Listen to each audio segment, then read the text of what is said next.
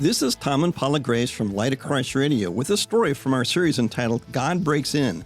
As we consider the first year of Jesus' ministry, we begin to understand how God breaks into our lives. You're welcome to watch this video simply for the story, or you can use it as the basis of a small group study. The small group study instructions are below the video in the More section. Today's story is Jesus calming two different kinds of storms from Luke chapter 8. Well, Paula, as we begin our conversation, let's set the context of our story. Jesus has chosen his disciples and traveled the countryside to teach and heal, and as a result, the crowds continue to gather around him. And the disciples have seen the miracles of Jesus, but don't seem to realize that he's God in the flesh. We see that Jesus had healed the servant of a Roman centurion and commented on this Gentile's faith. Then Jesus had brought a widow's son, a dead son, back to life and had taught the parable of the sower. So we see the disciples had learned lessons of faith from Jesus' teaching, but now two different kinds of storms will test them, which brings us to a story from the Word of God. One day, Jesus and his followers got into a boat. He said to them, "Come with me across the lake." And so they started across.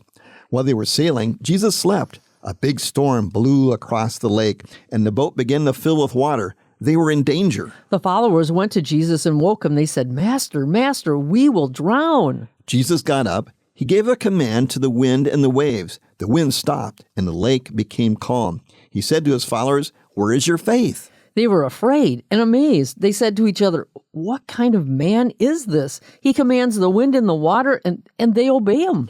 Jesus and his followers sailed on across the lake. They sailed to the area on the southeast side of the lake, across from Galilee. When Jesus got out of the boat, the man from that town came to him. This man had demons inside him. For a long time, he had worn no clothes, and he did not live in a house, but in the caves where the dead were buried. The demon inside the man had often seized him, and he had been put in jail with his hands and feet in chains.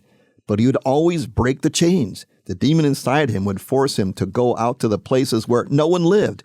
Jesus commanded the evil spirit to come out of the man. And when the man saw Jesus, he fell down before him, shouting loudly, "What do you want with me, Jesus, Son of the Most High God? Please don't punish me." And Jesus asked him, "What is your name?" And the man answered, "Legion." He said his name was Legion because many demons had gone into him, and the demons begged Jesus not to send them into the bottomless pit.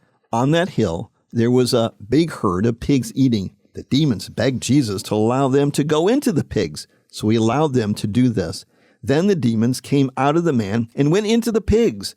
The herd of pigs ran down the hill into the lake, and all were drowned. The men caring for the pigs ran away and told the story in the fields in the town, and people went out to see what had happened.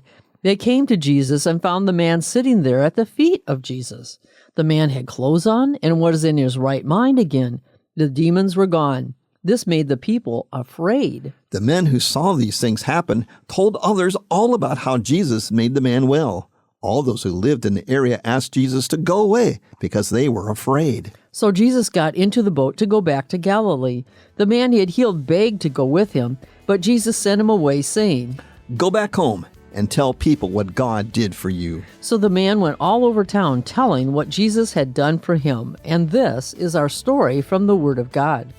If you're using this video for a small group application, after watching this video, try retelling the story from what you have heard. Then read the text. Discussion questions are below the video in the More section. We hope you'll discover something from this story to apply to your everyday life. May you be blessed.